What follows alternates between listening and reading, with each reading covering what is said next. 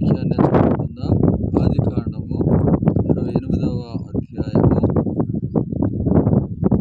16వ వచనము 17వ వచనాన్ని చదువుకుందాం. యాకోబు నిద్ర తెలిసి నిశ్చయముగా యెహోవా ఈ స్థలమందున్నాడు, అది నాకు తెలియకపోయిననుకొని భయపడి, ఈ స్థలము ఎంతో భయంకరము, ఇది దేవుని మందిరమే గాని వేరొకటి కాదు, పరలోకపు గవిని ఇదే అనుకొనెను.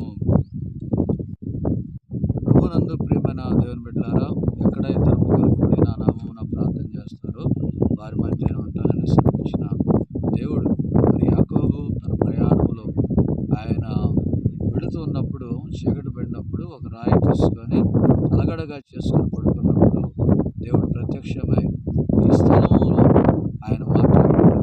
యాకోబుతో మాట్లాడినప్పుడు ఆయన తెలుసుకున్నది ఏంటంటే ఈ స్థలము భయంకరము,